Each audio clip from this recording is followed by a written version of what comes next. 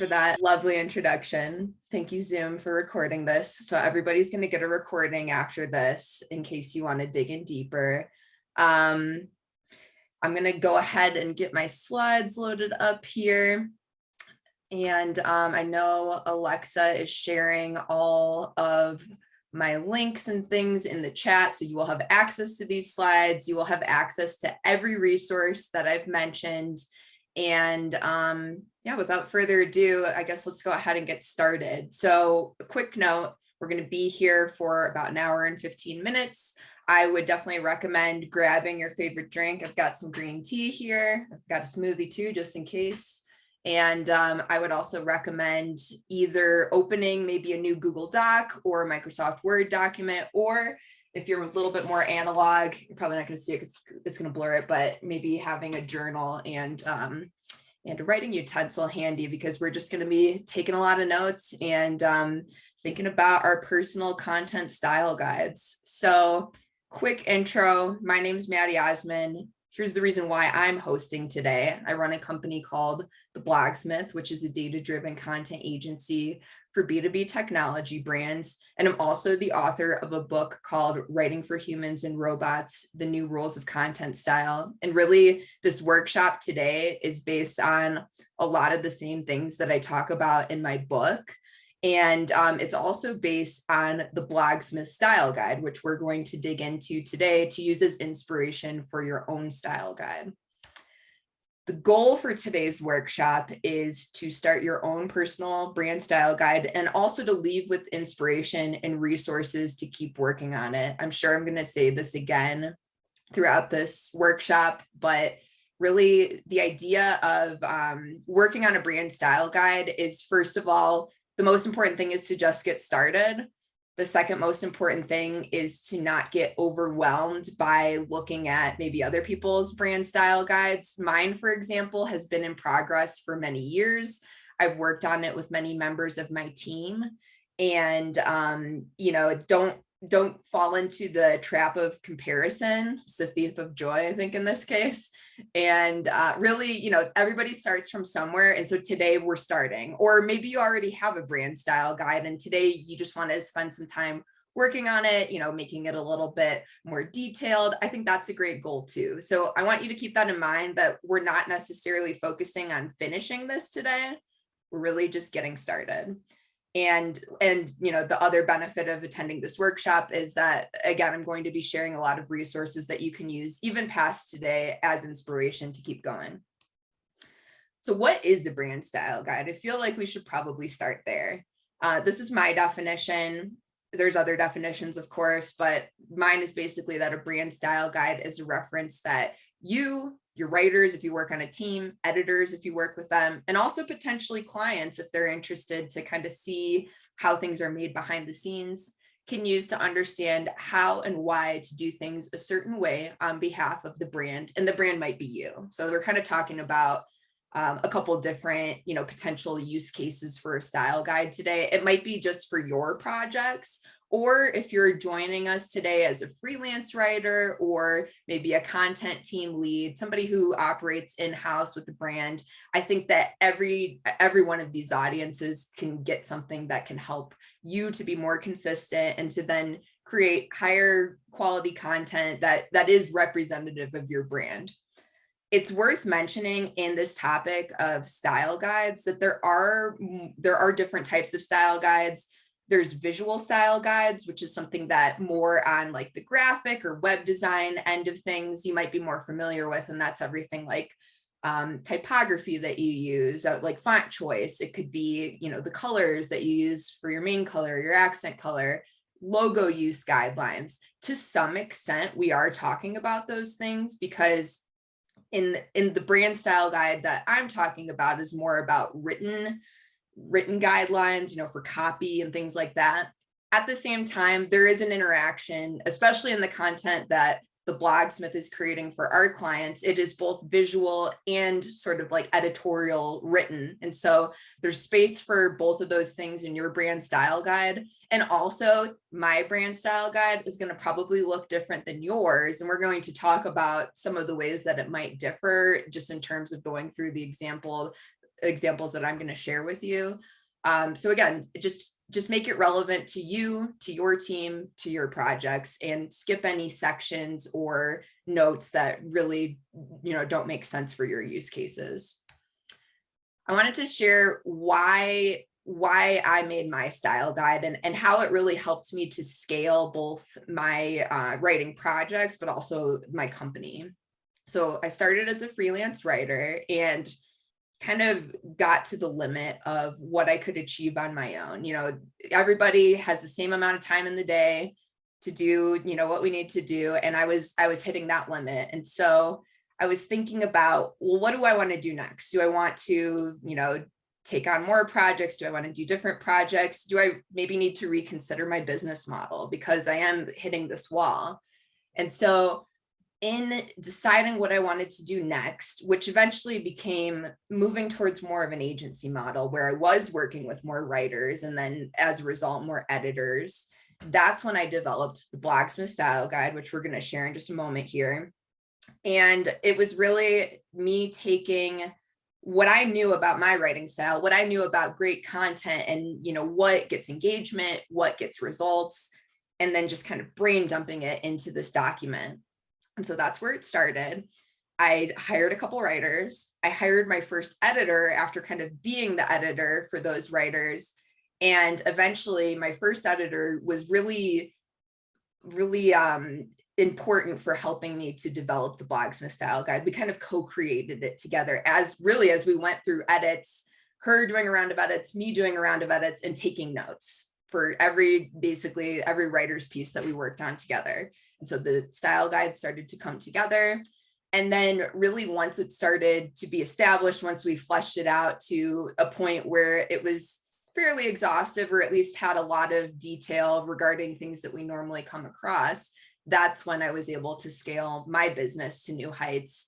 And, whether this is something where you're a freelance writer or you're working in-house or you're working on your own projects, I think it is worth talking about how you can scale because especially as a creative pursuit, writing, you always have ideas, you always want to execute on those ideas. And I think having a style guide helps you to do that more effectively. And really the main benefit of having a style guide is that if you're working by yourself or on a team, it reduces edits forever into the future. Once you make that style rule, then you're kind of putting the effort in up front so that you can save it over time. So a couple other things about why even bother spending the time on this. Really, it's to get the team on the same page. It's also to demonstrate professionalism and expertise around the content that you publish, thanks to the consistency that you create.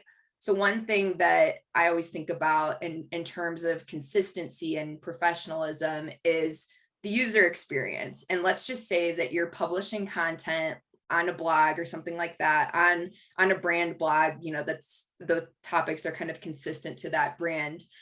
And, maybe there's minor differences between those pieces. Maybe in one piece you use title case, in one piece you use sentence case, which is just, slightly different casing, but it looks different and people look at it. Maybe you're also, incorporating visuals in a different way. Maybe on some of them you use captions, on some of them you don't. And so there's all these just slight inconsistencies between your content.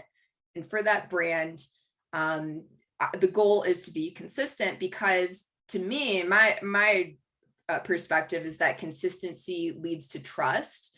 But inconsistency may mean that people will not trust you, and they might not even be able to consciously tell you why they don't. It's just that they're noticing subconsciously that things are not all lining up, in a consistent way. And so if you're familiar with the book, Robert Cialdini's Influence, he says that people buy from those that they know, like, and trust. And so whether we're talking about this from a brand or, a personal perspective or whatever, if you have some sort of end goal with the content you're creating and sharing publicly, then you want people to trust you, because otherwise they will not buy from you. That's just kind of the equation, how it works. The last thing here is that proper style is also a way to make your brand distinctive and to effectively reach your target audience. So one of the guidelines that we give in the Blogsmith Style Guide is that you want to be aiming for a target reading level of 7th to 8th grade. That's just kind of the average across the board.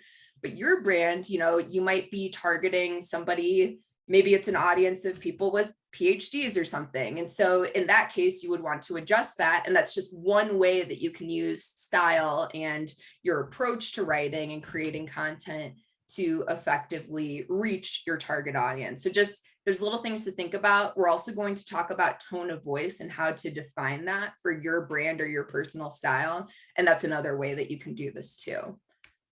So these guidelines, we've already talked about this a little bit, so I won't spend too much time here, but these guidelines are essentially for freelance writers who work with clients, any sort of in-house content team members who work on behalf of a brand, or creators who make content for their own projects.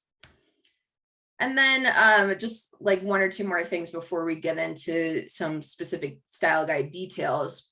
One is that you should be thinking about starting with kind of this parent style guide that is reflective of you, your brand, whatever brands that you write for and about. You might also think about having derivative style guides in the future after you establish this. And so I've given a couple examples of different content mediums that have sort of different rules or considerations to keep in mind. For us at the Blogsmith, we have kind of like our parent Blogsmith style guide. And then the only other variation of that is we have a Blogsmith social media style guide. The reason for that is because on social media, you have things like character counts. You have things like emojis are a little bit more often used. You have things like visual guidelines because each network has different rules for dimensions and things like that. And so that's why we have a slightly different one for social. But again, most of like our parent style guide, the Blogsmith style guide, is still applicable to social media. We've just taken the time to make it a little bit more relevant, to make it easy for the people on our team who are working on that. And so again, we're not doing edits over and over again, and we're just all on the same page about what the expectation is. I don't say this to overwhelm you because I think creating a style guide is really the first step. It's just something to think about in the future, or even like sections to consider within your style guide based on the mediums that you operate in or that you're creating content for on a regular basis. So just think about it in terms of that for now. So let's start by digging into the Blogsmith style guide. So I'm going to unshare this, but then reshare my my Google Chrome instead. So just give me a moment here to get this set up. I'm going to be kind of flipping around throughout this presentation, and I think I'm going to have to also make this a little bit bigger. Let me know, Alexa, if this is just like not visible, but hopefully it's zoomed in far enough. I think it's good for now. If you can do the like zoom in a bit more, it might be helpful, but also I think this is, do folks have access to this too? Yes. So in the chat, yeah, should have access to this link. And then also within the slides that I've shared as well, awesome. You should also have access that way. So I'm gonna just reshare these links again. It's the first one in case anyone wants to see it closer. Perfect. All right. So once again, don't want you to get overwhelmed by this document, which is the result of years of thinking, years of collaboration with other people, which is why it even exists. It's because we work with more than just me. I want to start by just kind of sharing the sections here, and we're gonna spend some time shortly after this where you can think about what sections make sense for your style guide. I'm going to focus on a section or two that I really like here for your inspiration as well. And again, just use this as a reference today, beyond today. It's probably worth noting that the Blogsmith style guide, every style guide, it starts to have, or it helps to start with a foundational style guide. So things like AP style, Associated Press, which is news journalism, most media publications follow AP style. And you'll notice if you go through the Blogsmith Style guide that we repeat a lot of rules just for the sake of, this is what we believe, but this is really coming from AP style. That's why we use this rule. There's other style guides. There's like APA style, which is a little bit more for like medical journalism, reporting on studies, things like that. There's also Chicago style, which is the style that I used to create my book, which was really interesting comparing to AP style because they're very similar, but they're also very different. So looking through kind of the table of contents here, you can see a lot of things that we have opinions on and that we have rules about. One of the first ones, SEO and keywords, that may or may not be relevant to your style guide. It is for the Blogsmith because we create a lot of SEO content for our clients. But if that's not a medium that you're trying to get attention from, maybe that's not something that needs to be on your personal brand style guide. It's also where in my book, which is Writing for Humans and Robots, we're more talking about the robot side of things, because when it comes to writing, we always put the human first, but the robot is kind of like the vehicle by which the humans come across our content, the most relevant audience. Another section that I like and that really relates back to news journalism is information structure. So it's that sort of like inverted pyramid, don't bury the lead. It's all about how should you arrange information, especially keeping in mind that the internet reader is somebody who skims and wants to find an answer quickly. This may or may not be relevant to you, again, depending on the mediums that you write about or write for and about. Compared to a book, online content, it's more skimmable, it's shorter, it's more to the point. But in a book, you might have longer sentences, longer paragraphs, and things like that. I think it's worth mentioning too that whenever we work with new writers on our team, I don't expect them to memorize this. I give them, when we're doing like a paid test project to see if there's a fit, I will give them a summary of like the very most important things. It's just a couple bullet points, to be honest. Really, style guides, some people say that style guides are more for the editor than for the writer. In either case, it's a great reference point for both types of role. But in general, there's a lot of detail here. I mean, if you look, there's 36 pages. I don't expect anybody to memorize this. I just want to make sure that they're referencing this so that if they do have a question about something, that I have an answer. And not only that, this style guide started as a bunch of rules, but then it also became an explanation for why we have that rule, as well as examples of what to do and what not to do based on actual edits that we've made with different client content. So it's probably worth mentioning too, like we have a section here about numbers, and I guess we'll just kind of start jumping around in here. A lot of our rules here are about, they're really reflections of AP style rules and how AP style handles things like how do you write numbers in a sequence, or some clients that we've had have been very particular about percentages. Should it be a symbol or should it be the word? And so that might be something that you want to define in your style guide, even if it seems like a really minute detail right now. I promise that this section is probably one of the most referenced of this style guide because it comes up so often when we're talking about really anything to do with numbers. And another thing that you might think about is, in this section in particular, is should numbers be numerals or should you spell them out? AP style has their own rules and thoughts about that, but you might have different rules and thoughts. So let me go back up here. I do want to jump into a couple things about word choice. This is one of my favorite sections of the style guide. I think this is the one that the more you put into it, the more you get out of it, because how you address your audience is really so important.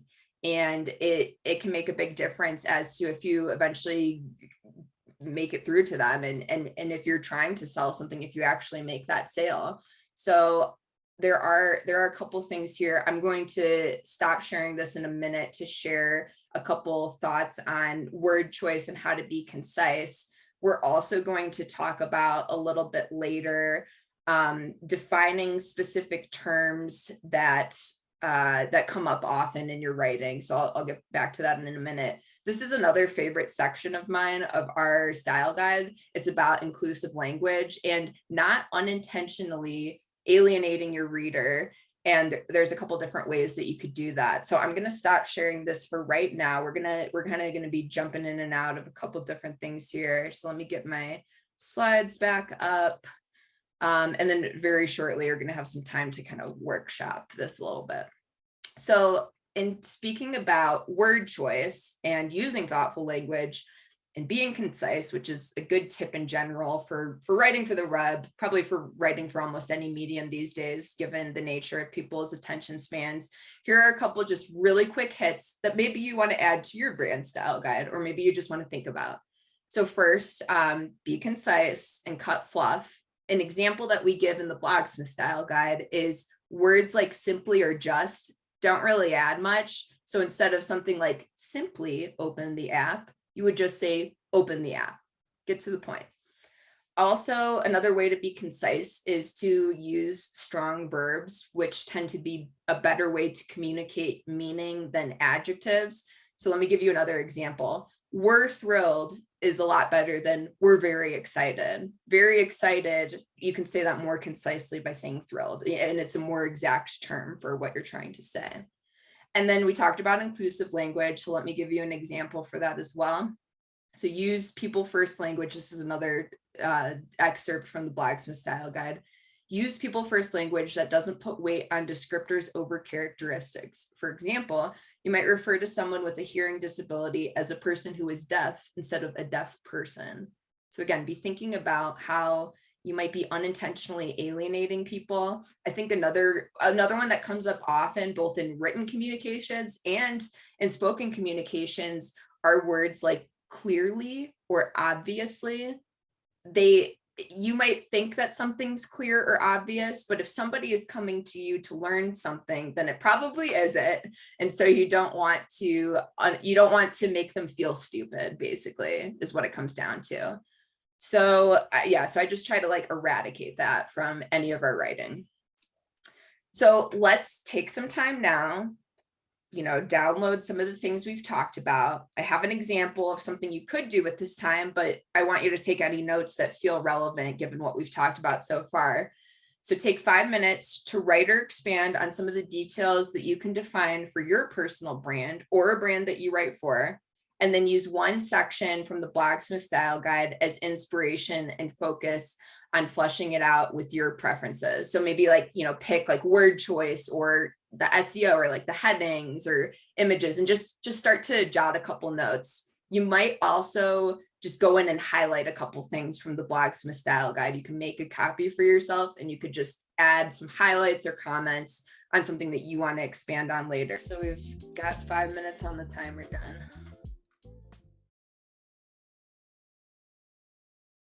Okay, so let me get my presentation back up, and I've started to answer some of your questions. So yeah, we'll just keep going through those as we have this workshop time to cover at the end. But in the chat, I want to hear any notes that you've taken, anything that you've done during this workshop time that will help make your personal style guide distinctly yours. For example, any sections that you want to be sure to include. So just drop any thoughts in the chat for the benefit of everybody else here today who might also be, seeking inspiration for their own style guides.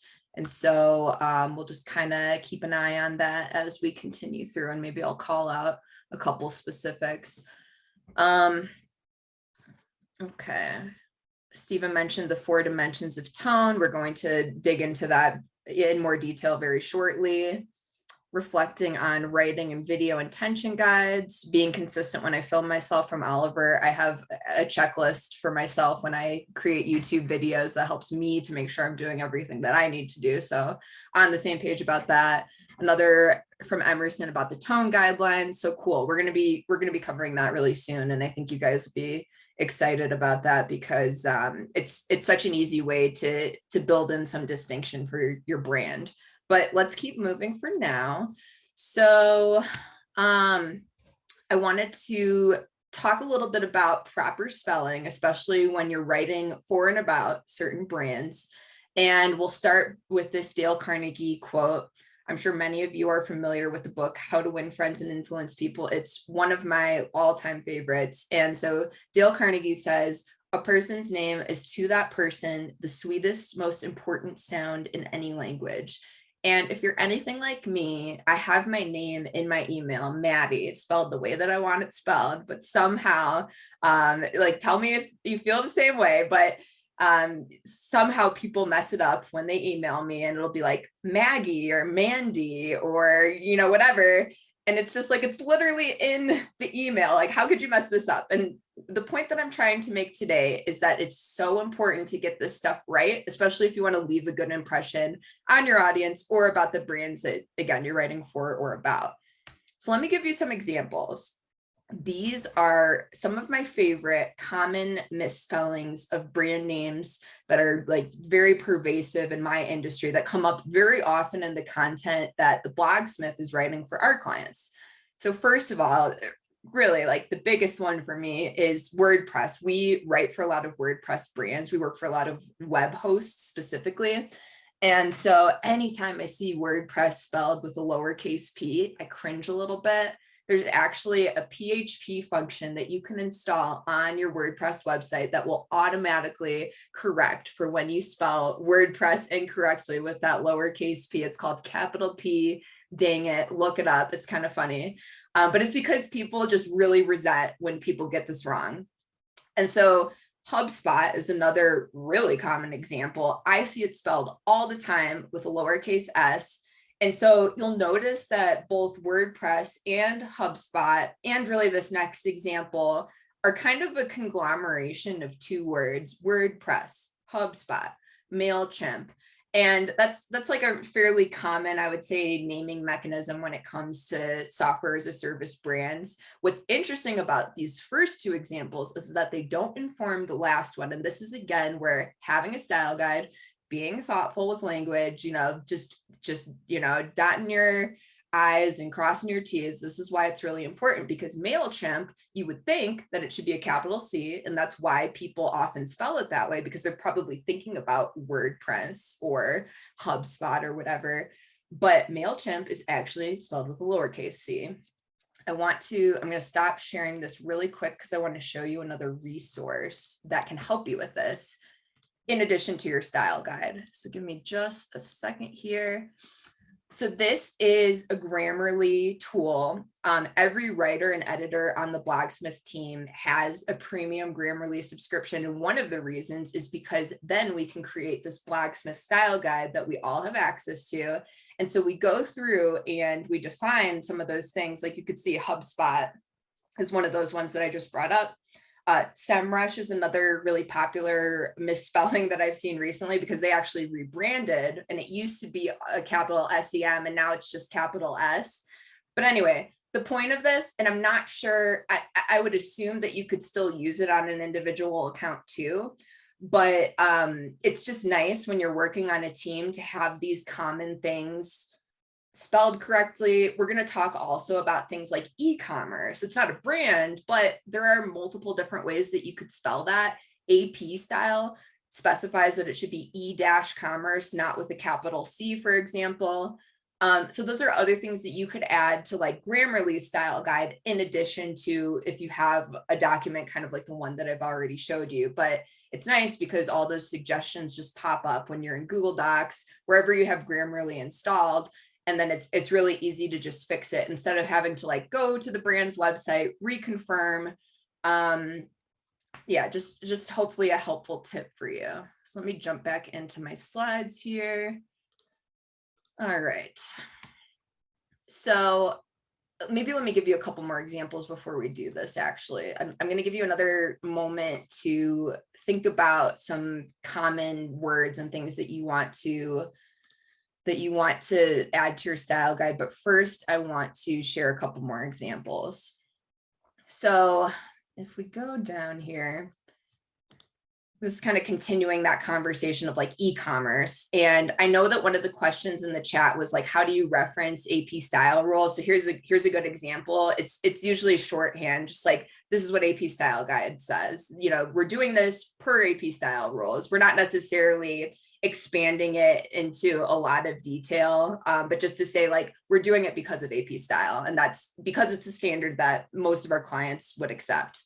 But you could see here too that we have, oh, and you can kind of see when I hover. So this is coming from the Grammarly style guide that I just showed you. So that's what that is. And it does give it like a little bit, like there's a lot going on here, and now it's kind of freezing, but it is helpful for easy reference if you can get over all the, you know, underlines and stuff. But yeah, a couple other examples here, like we have startup, not using the dash, nonprofit with the dash, live stream is another topic that we've written about on several, you know, different client pieces. So we've taken the time to define that. This is actually like a really personal preference for me, but I like website versus site. I just think that site isn't fully, you know, giving the context of what we're talking about.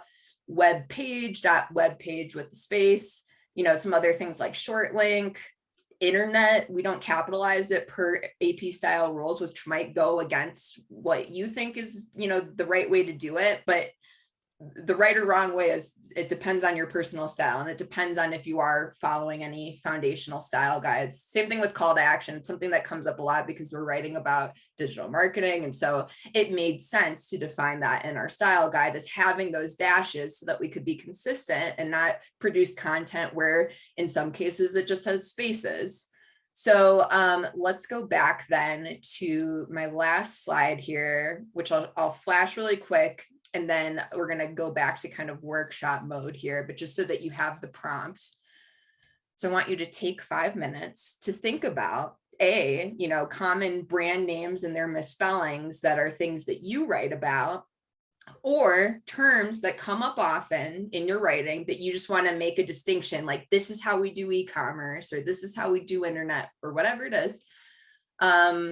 And then this is an idea either for right now or perhaps later, but you could look through a recent content piece that you've written to just kind of scan and see what pops up at you. Or I would suggest using one of those word tag cloud generator things to visualize how often you use certain words. So that might be a shortcut to making this happen. But I'm going to unshare this slide. Alexa is going to play some music, and we're just going to take another 5 minutes to just start to flesh out these words that come up often that you can refer back to as, this is the way that I want to refer to them. So I'll put 5 minutes on the timer. Okay, so getting my slides back up. I just wanted to take the opportunity, if you have anything to share from what you just wrote down, maybe some examples of common misspellings that come to your mind in your industry, or the topics that you write about, your specific vertical, or any other notes that you wrote down. Again, it just might help somebody else. And I think I'm just gonna keep moving along so we can get to the remaining sections and then have time for all your questions at the end. Okay, so this is another resource that we're just gonna very briefly touch on, and that might be something that you want to explore a little bit more after today's workshop. So the Blogsmith client intake form is something that we use to basically negotiate the difference in style between the Blogsmith style guide and the specific clients that we work with. So I'm going to show you a specific section. Actually, I think before I do that, I'm going to share the voice and tone stuff, and then I'll show you how we do that in the intake form. So a couple of you have mentioned this already, the 4 dimensions of tone of voice. This is something that I came across a while ago. The Nielsen Norman Group, they are a well-known consultancy concerned with user experience related things. And so basically what they did was they started with, you know, hundreds, dozens of different terms that describe different dimensions of tone of voice. And they basically filtered them down to these 4 continuums. So we have funny versus serious, we have formal versus casual, we have respectful versus irreverent, and then enthusiastic versus matter of fact. And so I want to maybe start by sharing how I define this for the Blogsmith, just to give you an idea. And then we're going to take some time where you can define this for your brand. And then we'll jump back to the client intake form so you can kind of see it on the continuum. But let me share what we did for the Blogsmith to get you thinking about how to do this for your brand. So funny versus serious. I guess it's worth mentioning too. In fact, here's what I'm going to do. I'm going to stop sharing this. And I'm going to pull up the intake form where we talk about this so that you can see, again, the visual nature of this continuum. And I'm probably going to have to, I'll just do this and we'll kind of look through. But so this is on our intake form. This is something that a client would fill out to give us an indication of how they want us to approach writing for their brand. And really the benefit of doing this up front is because I personally think that it is so much harder to reposition a final draft, for example, for something like tone of voice after you've already written it, versus starting with these things in mind. And, then the only edits you have are differences of opinions in terms of maybe like what sections you want to include or, details to add in or whatever, but it's a lot easier to just start here. So here's what it is for the Blogsmith. And as you can see, we've defined it in our intake form, the continuum this way, where you have 5 options. You have the 2 extremes, funny versus serious, for example, you have kind of in the middle, and then you have sort of funny, sort of serious, and the trend continues for these other tone of voice dimensions. So Blogsmith, funny versus serious, sort of funny. And then I basically filled this out for the Blogsmith. And so in this anything to add section, I said, I'll put it this way: we don't take ourselves too seriously. We want to present information with an expert voice, but we strive to do so in a relatable way, and humor may factor into that. Another thing that's probably important to note in general about this tone of voice spectrum is that what it does really well is it generalizes. What it doesn't do really well is offer nuance. And so let's say that you're a brand like Wendy's, which is just one that a lot of people are familiar with. And Wendy's is very snarky and sarcastic, especially on Twitter specifically. And that's another thing to mention, is that like maybe on different mediums, your tone of voice changes a little bit to, correctly kind of work with that audience that you're trying to go after. That being said, something like sarcastic, like if that is what it is, if it's really neither funny nor serious, it's kind of a different thing. And so that's why we have in our intake form, when we're asking clients for this information, we have a couple of extra prompts and questions to really nail in on what it means for them. And I want you to think about that too, like not just the spectrum, but what are like the adjectives that don't fit the spectrum. So let me give you a couple other examples from the Blogsmith's tone of voice. So formal versus casual, we're sort of casual. And then adding on to that, similar to the previous guidance, you can be yourself as long as you respect the reader in the way that you go about teaching new concepts. You're striking the right balance. Try to avoid making assumptions about their knowledge. That's something that we've talked about today too, that like clearly, obviously, just want to avoid it completely. So then we talk about respectful versus irreverent. And for the Blogsmith, where I added anything to add, I said, we have fun, but we always respect our clients and our readers. We don't disparage others or anything for fun, which reminds me of another part of the Blogsmith Style Guide where we talk specifically about, it was like never positioning something as negative when we're talking about a client. And I think the example was something about, it was about some sort of like payments offering, and the original text was something like, these countries only available at launch. And so we repositioned it to say at launch, like these countries have this payment processing thing available. And so it seems really minute, but if I'm a client and I'm reading that and it says, the only or whatever, like, it's kind of downplaying the actual news, which is like, we just launched all these new payment processing methods or whatever. That's something that I wouldn't want to read as a client. And that's something that's not, going to hit the mark with your target audience. So it's really subtle little things, but that's why we have the style guide. That's why we take the time to show what not to do versus what to do. So then the last one that I have for the Blogsmith is enthusiastic versus matter of fact. And we're sort of, no, sorry, I think I missed respectful versus irreverent. So we're in the middle for that. We have fun, but we always respect our clients and our readers. Oh, I already said that. Okay, so enthusiastic versus matter of fact. We're sort of enthusiastic. The Blogsmith brand is passionate about causes we care about. If you're drawing an exciting conclusion or presenting an awesome solution that can make someone's life easier, you should write enthusiastically about it. Just don't overdo it with exclamation marks, because in the Blogsmith Style Guide, we specifically say limit exclamation marks. It's okay to ramble a little if the additional context can add value. So let me see if there was anything else I wanted to touch on with that. I'm going to stop sharing and reshare my slides just to give you the prompt here. So this is probably one of our last workshop exercises here before we wrap up, but I think it's one of the most impactful of today. And so what I want you to do is to take a few minutes, maybe we'll do 3 for this one. So let's take a few minutes to define your brand's voice and tone according to these 4 dimensions on that spectrum that I showed you. And you can, refer back to the slides if you need that. You can refer back to the client intake form if you just want to see like those radio bullets and how I labeled them. You'll have to add in a name and an email to get through, but as long as you don't submit it, it's not going to submit it.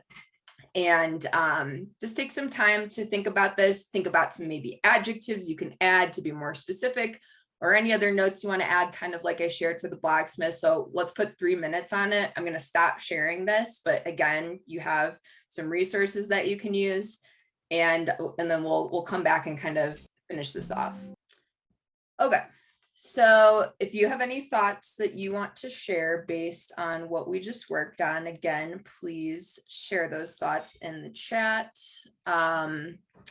I did want to address one of the chat comments, which was about typos and like if somebody has dyslexia and, not misjudging people for whatever they're dealing with. The one thing that I think is really cool about writing for the web specifically is that it's not in print. And I always tell people like done is better than perfect. And the thing about the web is that you can always make changes after the fact. So all of these style rules, it's not even really necessarily about proper spelling or typos, except really for me about the brands that we write for and about, because I want them to continue to be my clients. And so I think that's just like one aspect of nailing the client relationship is, making sure to have some sort of reference for proper spelling with that. But I want to just put out there that done is better than perfect for all of these things. So just keep that in mind. Be kind to each other, like I'm guilty of making typos like every day. So I'm sure I'm not the only one. All right. So we're just going to do some wrap up, and then we're going to go through some of the questions that you submitted throughout the workshop. So these are the takeaways that I hope that you took away from today, or that I'd love for you to chip away at, after we wrap and you have some more time. So I'm hoping that you leave today with a heading or like some section ideas for your style guide. Maybe not all of them, but maybe a couple of things that you could start on, and that you can just start brain dumping ideas as you edit your own work, as you work with an editor. I want you to also hopefully leave today with an introductory list of some common words that you use in your writing and their proper spellings, whether that's brand names, whether that's sort of like industry terms that frequently come up. I want to add one more idea for making sure that you're writing brand names correctly. When I'm trying to confirm the correct brand name spelling and capitalization and spacing and all that stuff, I start by looking at their website, like in their footer, because sometimes logos will be all caps or something, and that's not the actual way that they spell their brand name, just like in a sentence. So I'll look in the footer. Usually the correct brand spelling name is there. I'll also look at their social media profiles, like Facebook. That's another really great way to capture the correct spelling. And then every once in a while, I see inconsistencies between them. And I think that's a great opportunity for you to reach out to that brand and say, I'm confused.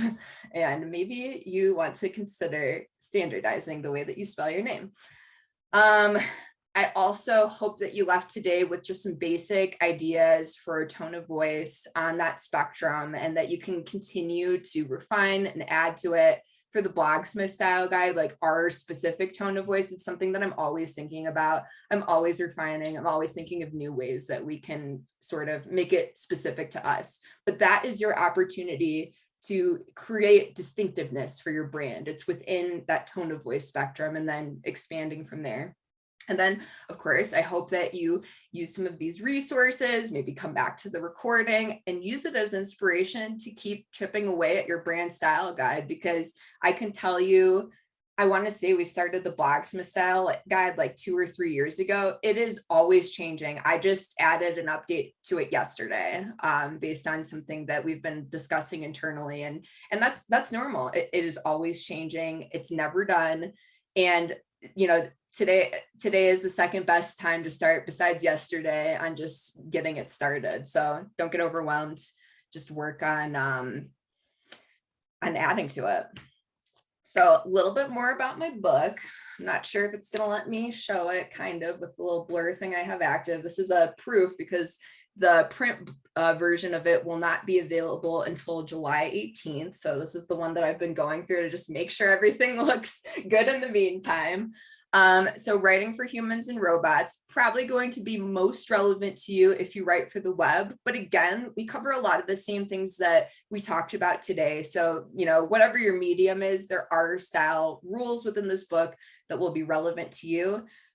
We're also sharing in this book parts of like process, like the writing process, researching, outlining, how to do storytelling, a couple of other examples here. There are 22 chapters total. And so it's things like how to choose words. We talked about that, how to use formatting, because I think that's still a way that humans beat all these like robot GPT-3 copy generating tools. Like robots still don't know how to format things well. They don't know art direction yet. So we can still be better at them in that regard.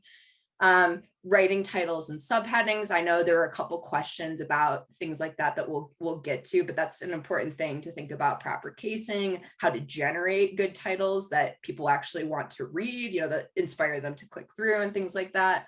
And also a big focus on things like visuals, which we didn't really talk about today, but is an important part of the content creation process. So it's available on Amazon for Kindle pre-order. It's also going to be in the emails that you get after today. So if you want the print version, I would just snooze that email until July 18th, and then you can get the print version.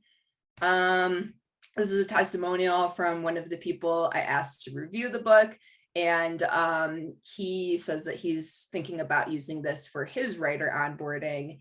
And I asked a lot of my friends in the marketing and SEO spaces to share their thoughts. And you can kind of see that on Twitter as they drip out. Let's see here. So, and then here's just like a little bit more about the book. You can also go to the book website and you can sign up for updates there, as well as download the first chapter for free, which is the one about word choice, which is my favorite. So if you download it and you like it, I'm sure you'll like the rest of the book. But I think now we'll start to go through the questions that you submitted throughout today's event. And if you have any more, drop them in the chat. We have about 10 minutes left. So I'm just going to go ahead and start kind of reading through, if that sounds good, Alexa. Perfect. Cool. All right. So first question was, okay, wait, I think I'm down a little bit. Okay. Who would you share the social media style guide to? So I personally created this version of our style guide for the person on my team who helps with social media, and then also anybody in the future who might hold that role. So that's kind of the beauty of it. You create it once, you might obviously add to it over time, but you can keep resharing it, building on it, and then anybody new to that role has a great foundational reference to do their job. That doesn't involve me kind of having to personally train them on those specific details. So hopefully that helps. How far along should you be in establishing your style before you start going and adjusting as you go? My opinion is that you should start now. You could begin by just creating those various sections and then filling them in over time as you go through edits, either your own self edits or edits that come through by working with an editor. I think the payoff can be immediate. So like, you don't have to wait till you're thinking about switching your business model or expanding your operations. It's going to be most useful to you if you start now. Do you fully write out AP rules that overlap or just reference like CAP rules? Curious for how that works when there are AP updates. So it's probably a mix in our style guide, and probably mostly a shorthand version of the rule or enough detail to act as an easy at a glance reference. If you want to see for yourself, you could try searching AP style within that Blogsmith Style guide document that I shared, and you can see kind of how we've handled that. Next question is, what is the rough percentage of style from the AP versus new content specifically for Blogsmith? So I want to say that we're probably 70% new content specific to us, especially if we're talking about specific examples of the like what to do versus what not to do that I've shared. And then there's also links to things like process documents, which one of them we're going to talk about in the next section.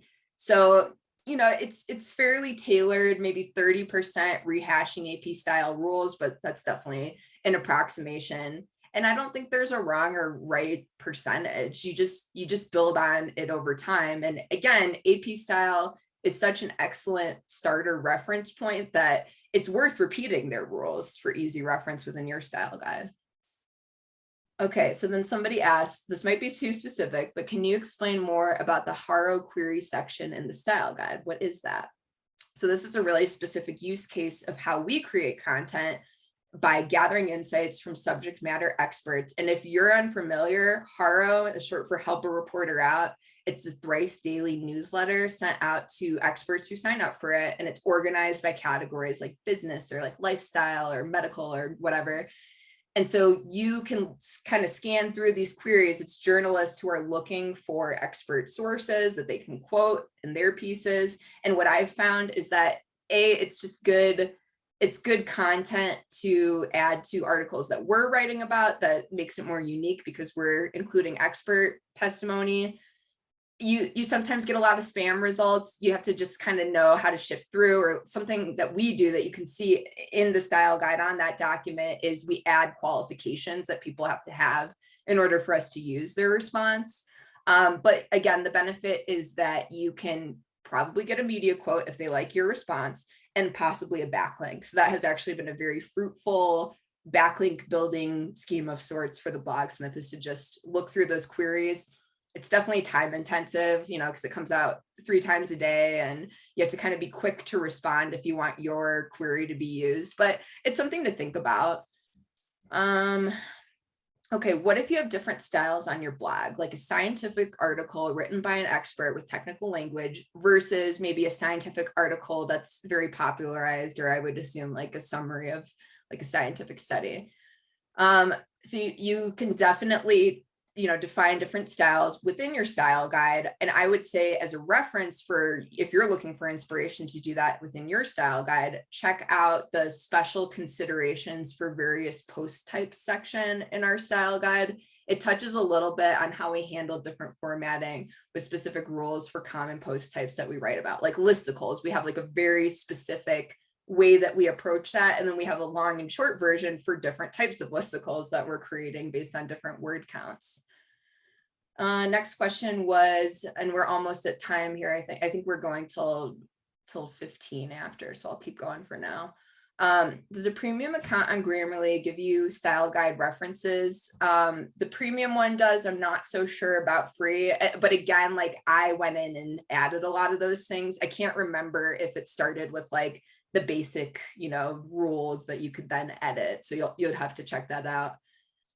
Where can we find guidelines or examples for less formal styles than AP, styles for creative, or if you want to attract creatives? I think that AP style is still a great use case for this, but my suggestion would be to find those brands whose styles that you really like that seem to attract those creatives, and just take inspiration based on those. So just, maybe not a foundational style guide, but just an example from a brand. MailChimp, I know, shares their brand styles publicly. And so that might be a good one because I know their audience is very much creatives.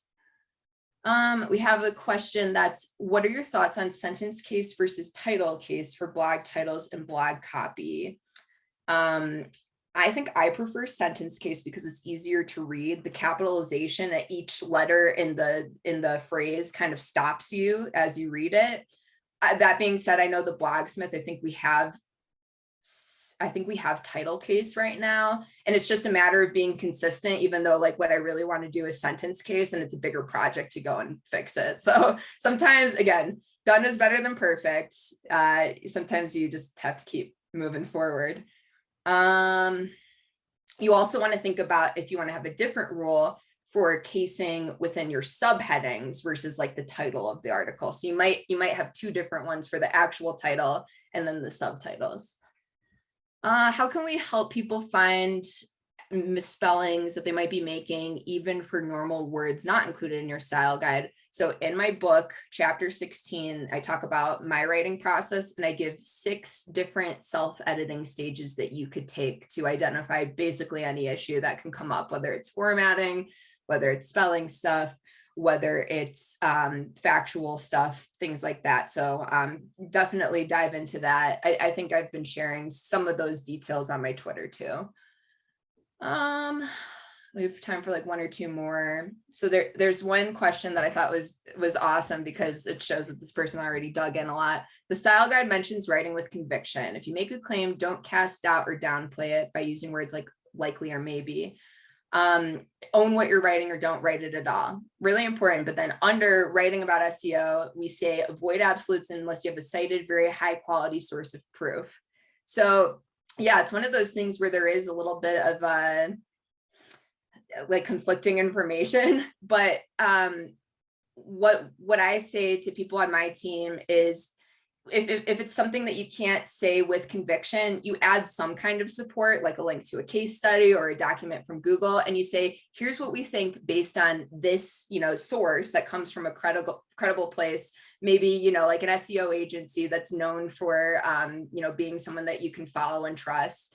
And basically saying like, we can't confirm this, but this is what we know about the topic, and this is what we can share. Writing about SEO is just one of those things that if you speak in, or if you write in absolutes, it'll get you in trouble. And so that's why we specifically called it out.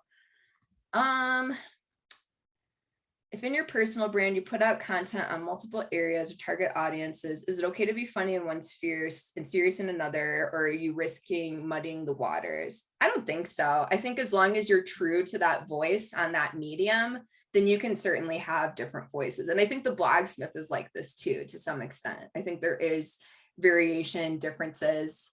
Okay, I think that was all the questions that we had. And certainly if you have more after the fact, at Maddy Osmond on Twitter, it's on the slides. It will be in the wrap-up notes for this event. So please reach out. I love these questions. I love talking about style.